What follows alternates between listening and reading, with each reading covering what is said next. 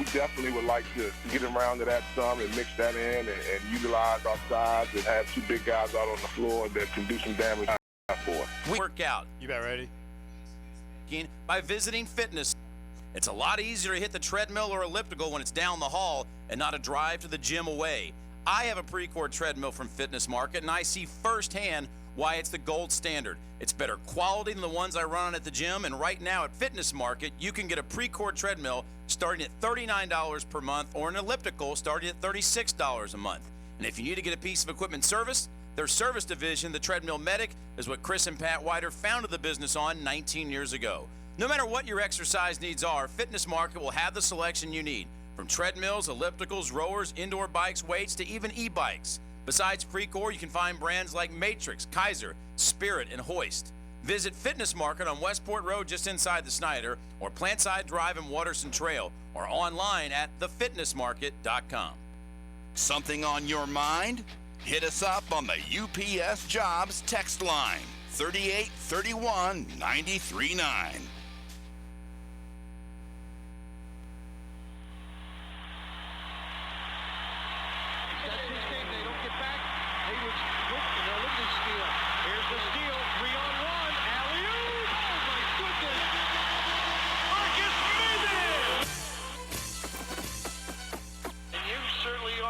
with him here in Louisville. Marcus in the open floor, hops incredible. Here comes Maven off the steal. Get up, get up, get up, get up. Let's get ready for Marcus Maven. You're about midway to the midday with Marcus Maven. And you can call in, I lay back and just listen to Marcus Maven. So sit back and relax and watch Maven. Break it down like this. Brought I feel you. Live from the OPC Pest Services studio. Time for Middays with Marcus Maven on 93.9 The Ville. Now, here's Marcus Maven and Steve Rummage. Welcome back. It's Midday with Marcus Maven.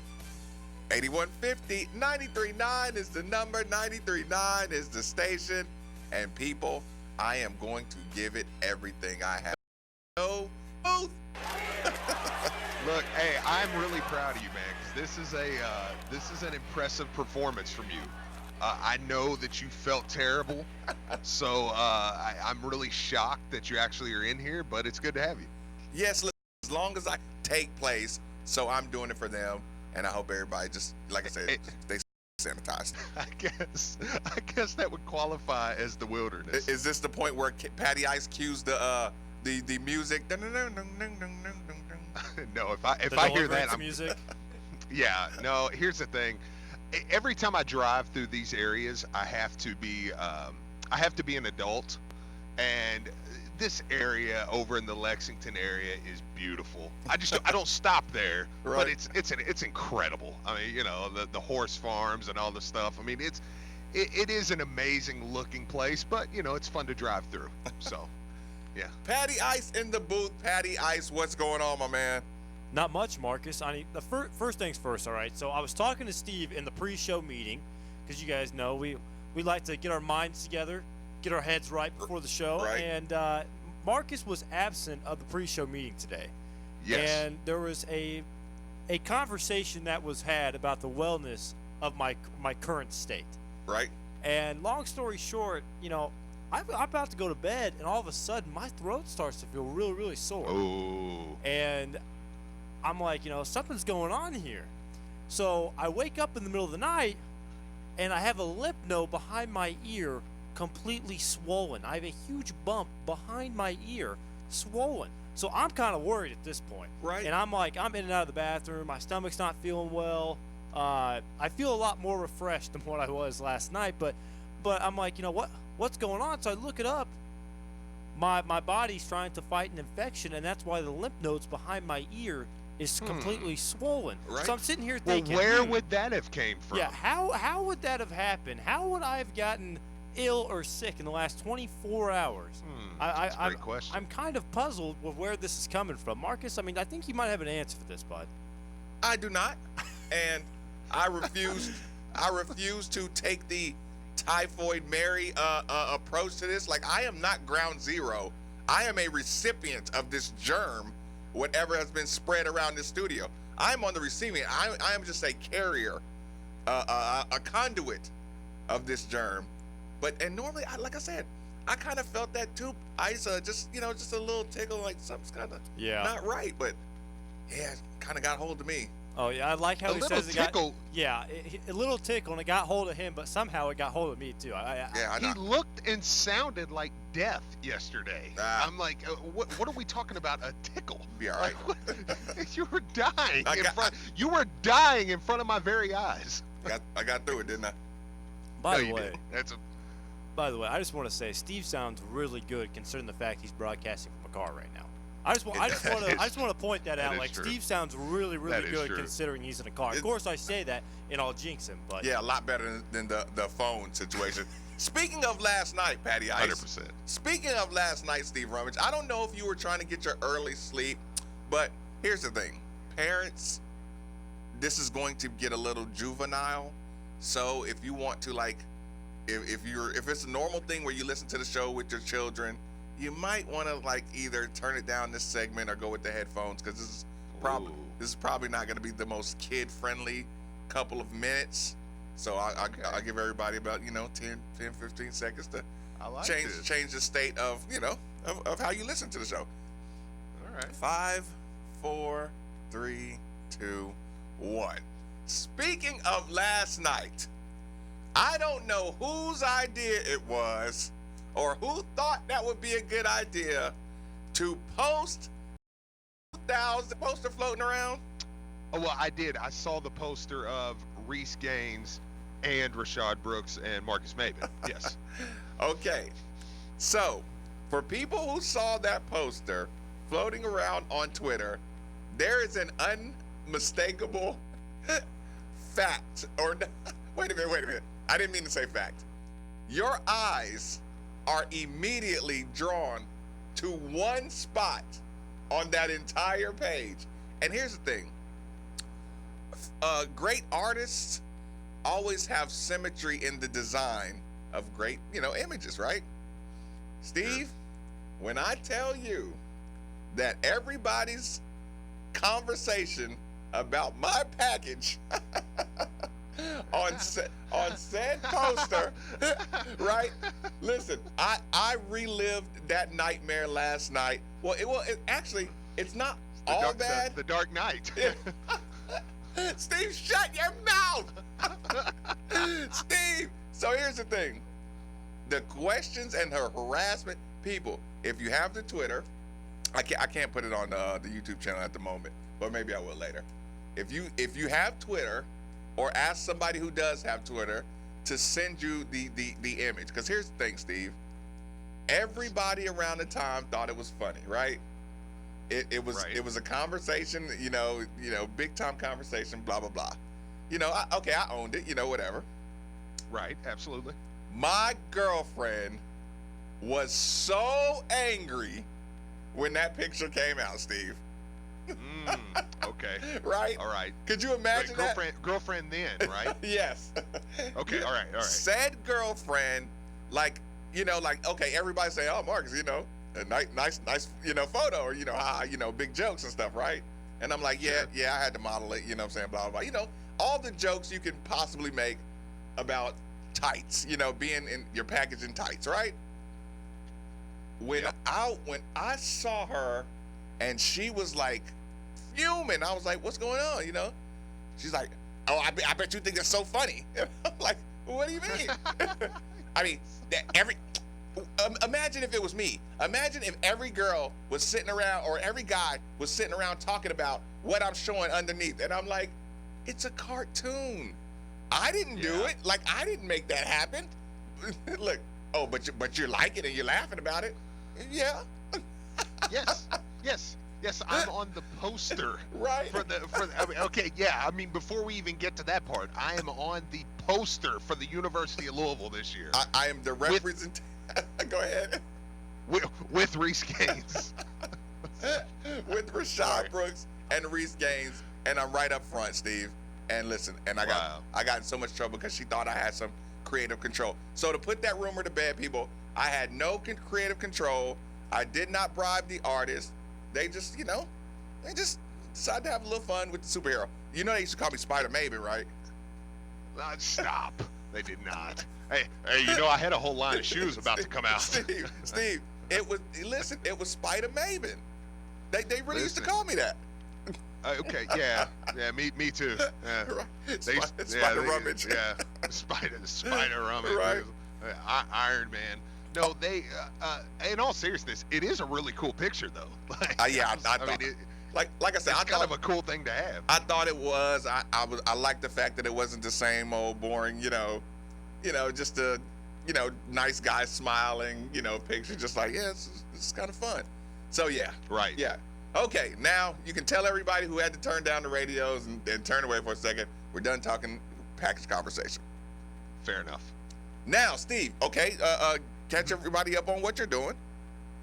Well, of course, I've mentioned I'm headed down to Pigeon Forge, so I'm going to be down here the next couple days, just doing a little random trip here, hanging out. So it's going to be fun, kind of getting away. But I'm still going to be on the air because at 93.9 we have this great technology and all this stuff that we can do things with that I can still be on the air and not have to just call in. So it kind of, now today, of course, in the car, I'm in the passenger seat, by the way. Okay, I'm not driving. Right. By the way, I think Drew actually did a segment where he said he was driving home the other day. So I was like, well, that's dangerous. But I'm in the passenger seat. Not really. I mean, like my wife was Hell asking. Hell yeah, it is. He's steering with one hand. No. And the mic in the other. No. Okay, all right, your Pat, hands free. Yeah, Pat makes a good point, I guess. But no, I could have done it, but it's easier in the passenger seat. So.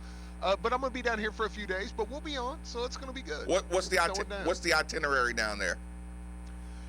Just really, this is just relaxation, man. We're gonna swim a little bit. Our hotel, of course, we get this hotel. It's got a water slide and stuff, so it's cool. And then we'll go. There's a place called Anakista. It's that godforsaken chairlift. Yeah, You're gonna try that again? No, I'm gonna ride. They have these things, Wow. okay, and they're called gondolas, and like you sit in them and the doors shut. Yes. So I'm gonna get in those and ride that. Are you trying to get over some irrational fears or something? Like this is of falling to my death? Is Right. that an irrational Right. fear? I don't think it's irrational. I think it's pretty rational. I feel like you're Right. I feel like you're trying to conquer some boundaries so you can. Is this all leading up to you getting on the airplane? A little bit, yes, I think a little bit. There is some things I've been trying things like I was so terrified last time. I'm like, why in the world would I want to go back here? But I'm gonna go back, and this time I have a 10-month-old, so I can't rationalize riding the chairlift with a 10-month-old. Right. So I'll hop in the little gondola things. I'll be good. It's gonna be fun though. But other than that, man, just eat. Yeah. And last time it kind of got stuck a little bit on you. So it can't get any worse. What? But here's The chairlift. No, the chairlift. See, is what happens is they stop for I some understand that reason not fear. known to man. That's reasonable. That's beyond reasonable to have a fear. If it just stops on you and you're like, what the heck is going on? Like, I understand. It's like being and now I'm stuck on a just roller suspended. coaster. Exactly. I know. And then I told my wife, I said, look, we can't take the 10-month-old because if the 10-month-old throws a fit and falls, now I have to be the jerk that makes the now I'm sitting there going, do I jump or do I just ride it on up and then come back to help? And I'm like, don't put me in that situation, So with everything we've got. Fair enough. I'm just saying, No more. Don't do that. No more nightmare scenarios. Okay. So here's the thing, Steve. We were kind of talking this morning. By the way, Patty, we're gonna have to replay that Drew Diener interview. Good stuff, David Glenn. Yeah, David Glenn on the ACC network. Yeah. That make sure we have that at some point. So here's the thing, Steve. I'm going to need you to kind of walk people through a little bit of our pre-show 7 a.m. morning conversation. But I'll ask you this before we go down that road. What percentage of fan base rolls their eyes when you say Rick Pitino? You know, I think more. I think more now that Max seems to be as good as he is. I think you are, you do get a little more than it was right at the beginning, because there was the fear of, can we ever replicate that in any way? But now you think more people roll their eyes now than before? I think so, because I think that Mac has helped you, has helped us. Because I do. The reason I'm saying that is because, and I know what we're going to kind of get into, so I'm not contradicting myself, but I do. It's easier for me to go, yeah, the Rick era was nice. But I'm really excited about what Mac's doing now.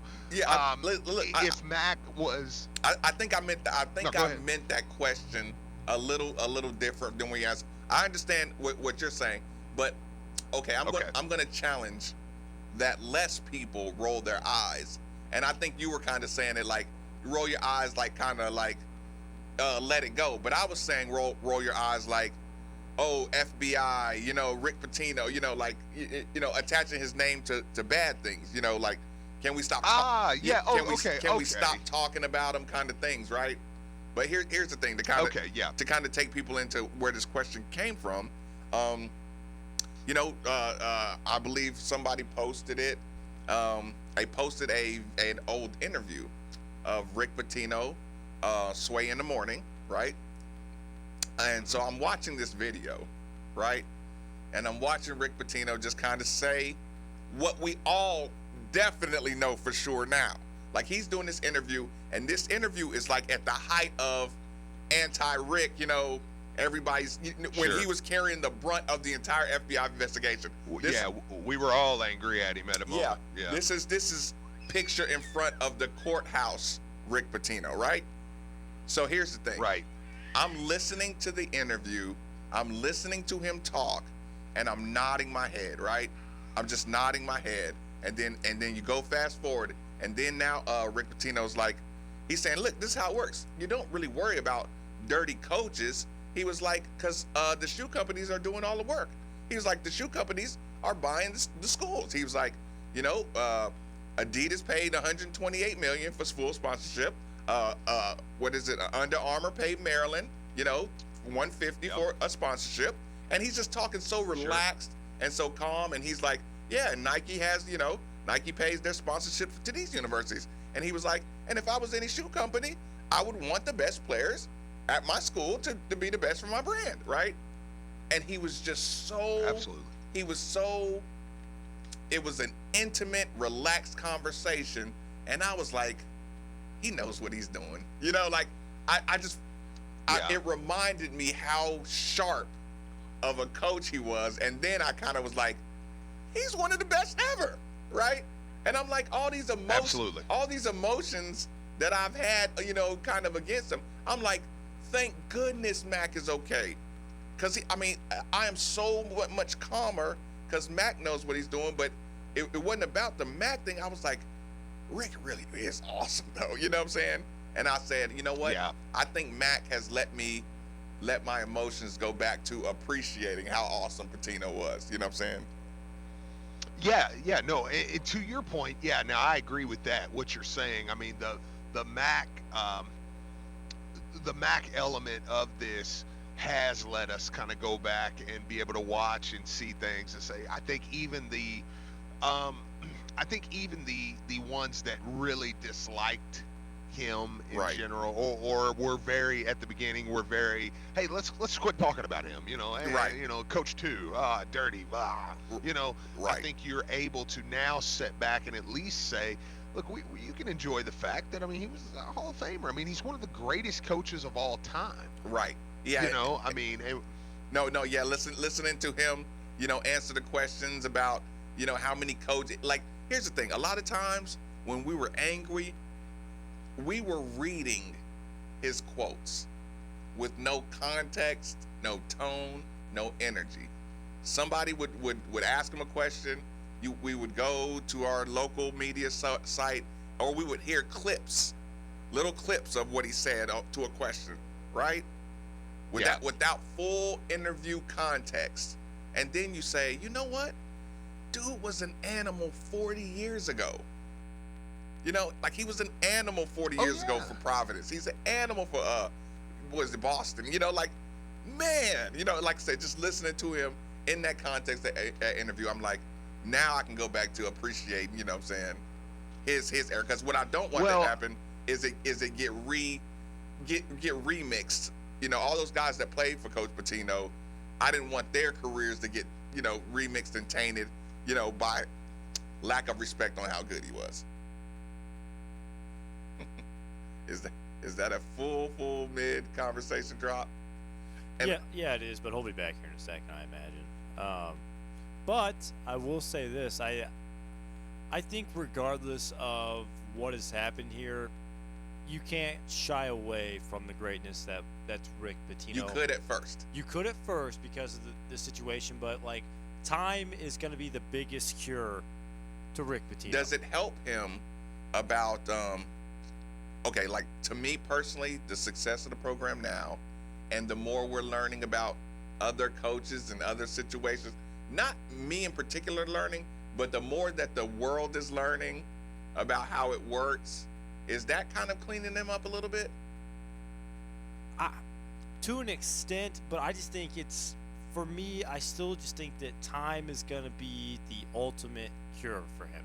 And I've always had the opinion that if he had just, you know, gone a little bit quietly throughout the entire thing, maybe people, you know, don't. I mean, local people are always going to have the animosity towards him for quite some time. Right. But eventually, maybe you can get to the point where if Chris Mack is really successful, maybe that overshadows everything that happened. And maybe if there's not a huge, I know this is not, I don't like to say this on the show because I know we're all about positivity, but if there's not a huge penalty, maybe Chris Mack's success eventually overshadows that. But that's a high hope, though. That's asking for a lot. No, it's funny.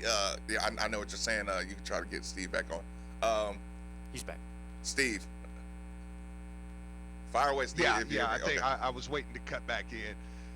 Yeah. I was kind of waiting for you guys to finish there. Look, I'm going to be honest with you. Of course, we're not sugarcoating it here. Look, I'm in the car. There may be a couple times I've just got to disconnect and reconnect, and it's very easy to do. So I'll do that. I mean, there's something to what Pat's saying too with the penalty. Mm-hmm. I mean, I think so. I think that the stigma of the losing the banner kind of is one thing that hangs over Rick right now, if that makes sense. Yeah. You know, I mean, because you can't, even though, I mean, when I want to say, yeah, but he was a great coach and all this, you still have to say at the end of the day, I mean, the banner was taken under his watch. I mean, and I've heard, and look, I mean, I'm not going to sugarcoat it, and I don't mind it, but I mean, I've heard some of the, people who've won championships at Louisville in the past kind of make the remarks of, look, our banner's not going nowhere, and stuff, and that's fine, and and I really do mean that. I mean, I'm not throwing shade at them. Yeah, and I think that's a prideful jab. You know what I'm saying? Just don't forget. Yeah, don't forget. Right. Go ahead. Sorry. Yeah, and I did it, and it's still there, and I'm okay with that. But that's a stigma that's going to hang. Now, I agree with Pat. This thing gets. If he gets hit with the show calls, or the coaches get hit with the show calls, and Louisville's penalties very small, and they take what it looks like the NC State type of route on Louisville, I do. I think that we will. And now, look, something we didn't talk about last week either, Marcus. David Grissom is now is not the head of the board anymore. Rick Pitino's made those comments. I know he's still around, but Papa John's gone. David Grissom kind of gone, I mean, even though I think he's still on the board technically. Right. Technically, yeah. Whatever, his power is very minimal at this point. I mean, I think the penalty stuff comes down. I think you may be closer to a Rick kind of being, I don't know that Rick will ever embrace, or we vice versa, but almost like a common ground, like, you put Rick in the videos, you put Rick in the, you know what I mean? Like, right. No, I the greatest coaches ever. Listen, I was kind of following you there, but here's the thing. it reminded me of this conversation reminds me Dave Chappelle in one of his classic stand-ups. He kind of makes a joke, and this is kind of an appropriate joke for this situation. He says, "Nothing's more infuriating than you being accused of, messing with somebody you didn't mess with, right?" And I think, it's kind of like an overreaction. And to ask Rick Pitino, not, kind of like what Patty Ice said, kind of to go away a little quieter. Like, that's the exact opposite of everything he's been since the first day he got into the league. Like he talked about it a lot. Like, people, kind of hiding behind keyboards and not being able to, look people in the face and speak man to man, Like, he has been assertive, right, his whole life. So, like I said, right, to hear him in a full context, a full conversation, it really kind of like took my it took me back to a calmer, a conversation. I was just wondering what you thought the public would like, how would they start digesting stuff like that? Yeah, I think along the lines of where you're at. And again, like I said, I mean, it doesn't, or it helps that you're top 5. I mean, it helps that you're loaded up with, with talent, and that you're being picked to go to a Final Four, and that you're, you're one of the favorites for the national championship. It's made it a lot easier to say, okay, right. It is what it is, Rick. We're good. Right. I mean, so, I mean, imagine a scenario where we were in Atlanta, because this is the way to judge it, I think, sometimes. We go to Atlanta for the Final Four this year, and Rick shows up. Right. Is he embraced, or do people boo him? They embrace him. Are you kidding me? You're in the Final Four. Kelly, we're going to go, oh, how awesome was it? Kelly Dickey just sent me a message, a perfect reminder that you forget about really easy, too. There is still a lawsuit going on. That's Sure. the other part I think absolutely. is absolutely key in this. Yep. Because I think it's apparent right now Rick Pitino doesn't care about his legacy at Louisville. But I think kind of like what we're seeing a little bit from Bob Knight right now, just a little bit, not a lot, because his take isn't exactly relevant yet. But I think down the road, I think Rick will 5-6 years from now, and God willing he's still alive, that he's still, I think he'll eventually kind of calm down from this. I think you have to make sure you separate reputation from legacy. Right now, he's thinking about his reputation. Later on, it will be, he'll be more embracing when it comes to his legacy conversation. Would you agree with that, Steve? Well, and again, the lawsuit part of it too, man. I've always been a little, and I know I've went around and around with some of my fellow just diehards on this one, but I'm like, yeah, until that's your money. I don't know. I mean, you know what I mean? Yeah, like, right. It's easy to say. A lot of money, and if you really truthfully feel like you've been wronged, I'm like, I don't know. I mean, look, hey, I would love for him to drop it too. I mean, I understand, but I also say, I don't know. I'm touchy when it comes to talking about who should or should, because in the same breath, what if somebody said, well, what's Luke Hancock and them still have a lawsuit? Well, are they still trying to sue to get their banner back? Right. That's their banner. Yes, you're dang right they are. Yeah, they're gonna fight it to the end. Yeah, again, banner, reputation, Exactly. legacy, earning power. It's value. The key word there, especially when it comes to Luke Hancock, though, is reputation. And I think people forget about that lawsuit. People just think about him and that lawsuit and the banner. The key thing you have to remember, especially if we're talking about reputations, I mean, that was one of the key arguments for Luke Hancock in that group, was the fact that his reputation was damned. His reputation was damaged. Sure. And that was a huge part of it. And every time I've heard Luke talk about it, I mean, that's what is affiliated with his reputation. So that was a huge part of the lawsuit. So it's all about reputation, because reputation can make you money and can lose you a ton of money. Right. And I think I'm 100% correct on that. Well, I tell you what, we'll take a quick commercial break. Middays with Marcus Maben, 8150. 93.9 is the number on 93.9 Ville. Something on your mind? Hit us up on the UPS Jobs text. Was that Luke stuff too deep? Was that Luke Hancock stuff too deep? Planning for the days of the traditional men's barbershop? Look no further than Big League Haircuts. Serving Louisville for the past 15 years with men in mind. Enjoy.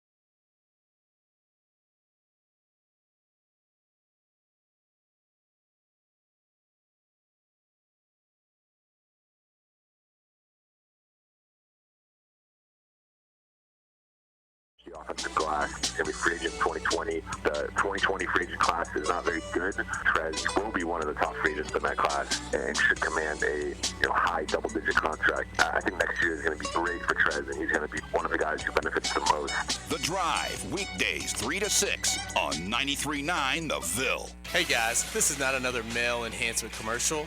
I'm here to tell you where to get the most delicious wings in. You good here about 40 seconds? Go. Zone. I'm talking about 17 amazing flavors delivered right to your door. Wingzone.com. You got it. Have you been in a car wreck? Insurance companies can be really tough to deal with on your own. I'm Sam Aguiar, and our team is here to help. We have been fortunate enough to represent thousands of people from Kentucky communities, and we would love to speak with you about your potential case. Our team loves what we do. The consultation for you is free, and we don't charge you anything unless we win the case for you. So come be a part of our team. Our phone number is easy, 502-888-8888. 502-888-8888. This is Marcus Maben, and you're listening to 93.9 The Ville.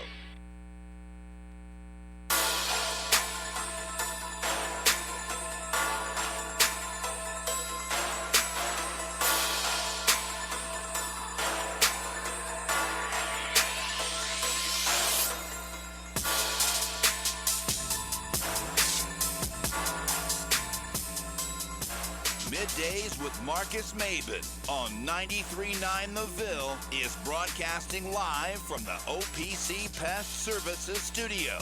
Now, here's Marcus Maben and Steve Rummage. Welcome back. It's Midday with Marcus Maben, 8150. 93.9 is the number. 93.9 is the station. People, I got to take a moment to remind you, you're supposed to have a good basketball season this year.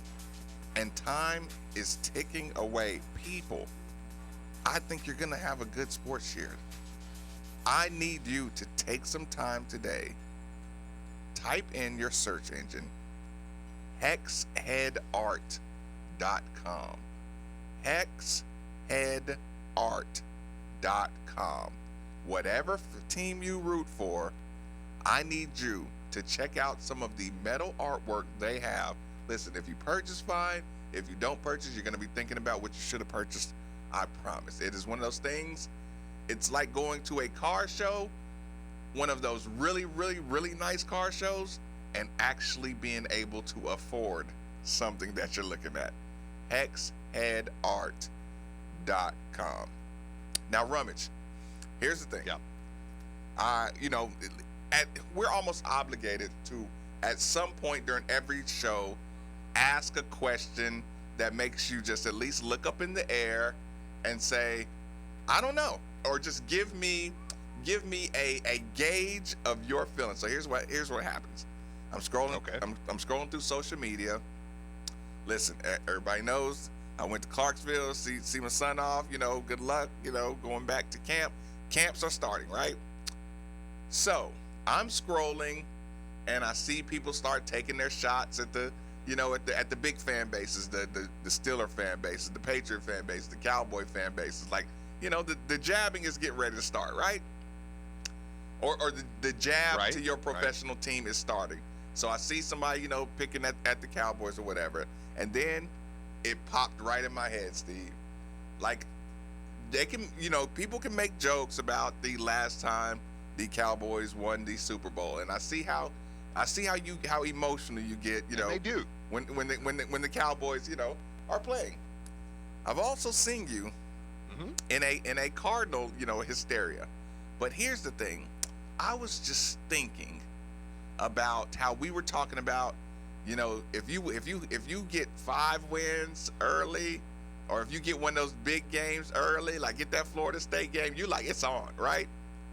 And I was trying to gauge your Cardinal shock season of 7 wins, and I was like trying to find out what sacrifice would you make on your Cowboys to have Louisville like in it, and like in an ACC race. Well, that's a brutal question because, what are we talking about there? Are we talking a Super Bowl?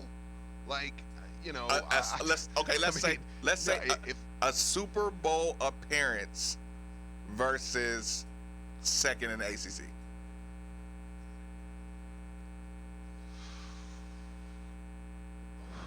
Second overall or second in my division? Second overall. Let's say, let's leave it at second. A Cowboys Super Bowl appearance or second overall because Satterfield had an awesome year in the ACC.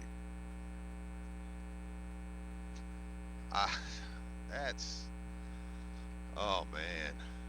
What's second in the ACC? How many wins is that though? Like, I mean, what are we talking? I mean, does that mean Louisville wins 10 games this year? No, you lose. You know, or are they like you lose to Notre Dame, you lose to Clemson. Okay. But they end up beating up on each other. You know, just your final your finish is second in the ACC.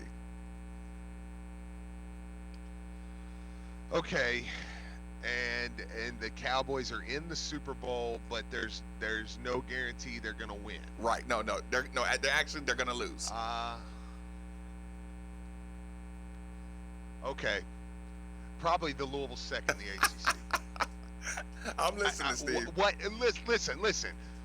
What that would mean for this program to immediately jump to second in the ACC in his first year would be, look, the Cowboys got a good young team. They're going to be there. They're good. I think that they've got a good core they're putting together. Steve, you know, got some contracts you got to work out. I've seen you on Cowboy playoff rides, Steve. Be careful with this one. I know. Yeah. I mean, I know. Super Bowl Cowboys. Super Bowl. Yeah, but then I got to watch them lose. Yeah, they made it, but now they lost. And here's the thing, and everybody else knows, if and you can mock it, you can laugh at me, and you can roll your eyes or whatever, but you know dang well if the Cowboys are in the Super Bowl, it's going to be one of the highest rated Super Bowls in a long time because people are going to watch it. And now they're going to have to get beat. Mm-hmm. Like, I don't know, man. Like, you know, if Satterfield, and now I'll even bring it back to a little more realistic.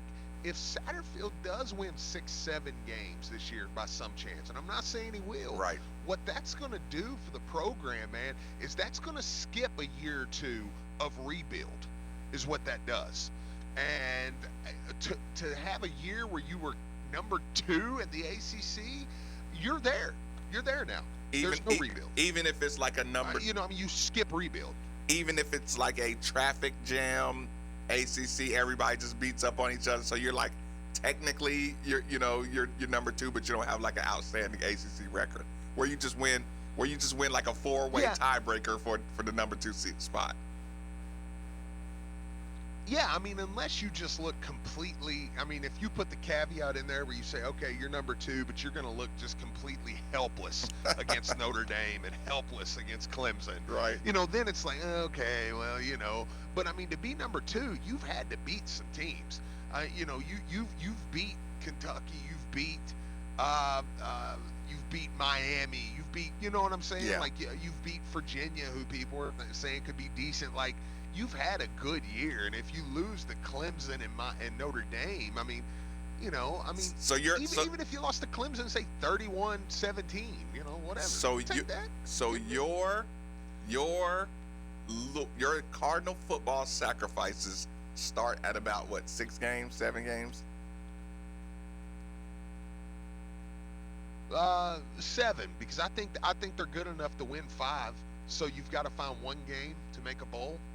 I think that's where I'm at. So yeah, no, I'm not sacrificing things until you start talking 7, 8. 7 says it's on, and okay, so 7, you say okay, Satterfield can coach.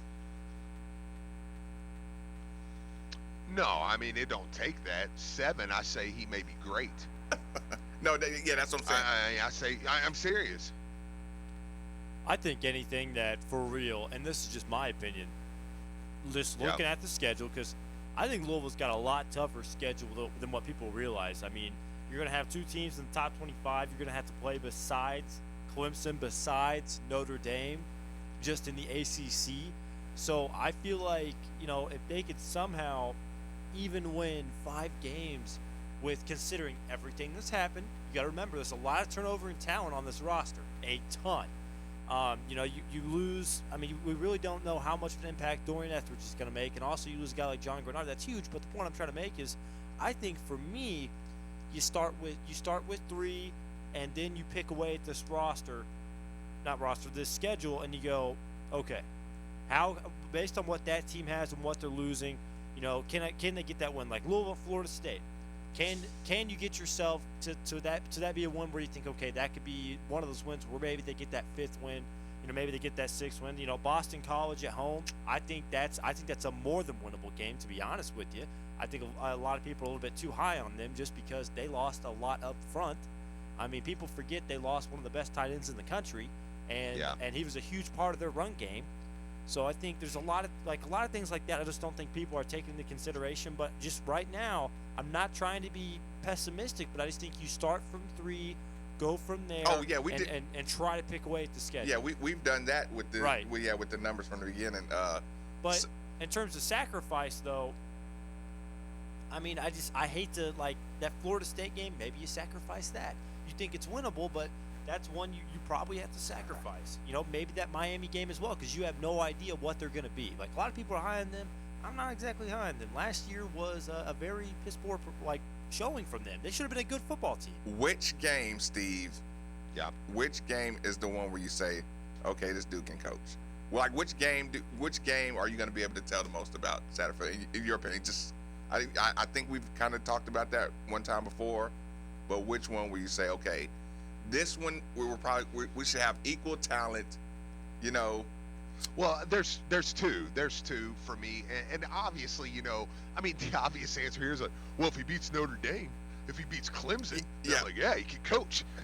Right. Yeah, okay. Florida State and Miami, I think both on the road. Those teams, like Florida. It is, but here's the thing: it's like Florida State is a 5-win, coming off a 5-win season. But wait, real quick. When you say Florida State, I roll my eyes because I'm like, their talent level is still Florida State talent level, but I think you can. They're still Florida State talent level. So are you even matched with that level of talent? I mean, you're not, right? But here's the thing. I hear you because I agree with you. That's why I picked those 2 teams, because I'm like, dude, I don't care what their records were last year. Florida State, Miami's always going to have talented dudes. If they don't get it out of them, that's one thing, but they're going to be talented.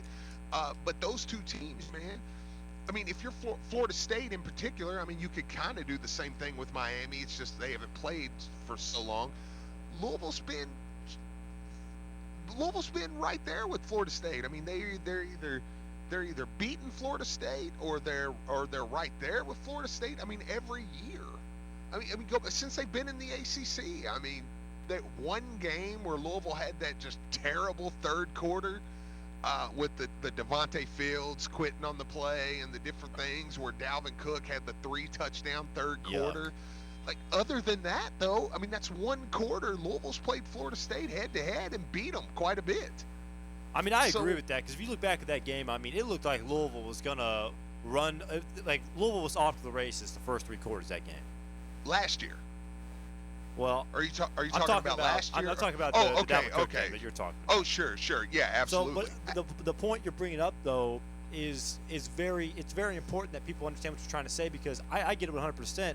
It's one of those things where if you see them outplay a team for 3 quarters and Louisville's not even supposed to be in the game, 2 quarters, 2 or 3 quarters, and especially if they're picked, if they're not picked in the spread and Vegas doesn't like them, I mean, those are the type of things you got to sit back and look at and say, okay, that's a positive if they're making ground improvement. I mean, that's how I feel. By the way, Tailgate Jones on Twitter sends a shout out. Love our hex head art, actual stuff, and they got a nice looking bar too. Oh, dude, their tailgate is awesome. Yeah, there's a lot of people. There's a lot of people that are gonna need this stuff. I tell you what, we're going to get that interview also ready for the next hour. We're going to play out at the top of the hour. I'm like hanging on by a thread. I feel like there's an elephant sitting on my chest. I don't know what I'm going to do. Middays with Marcus Maven. Patty, guys, give me some play out music so I can try to sound like I'm bringing this hour of this show to a legit close. Your technology, Steve, I will say, so far, I'm impressed. No big drops. Are you hot spotting it?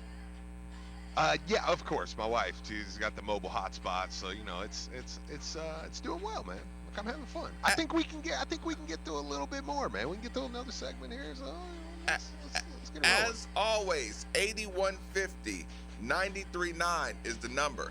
3831 939 is the text line. Again, xheadart.com.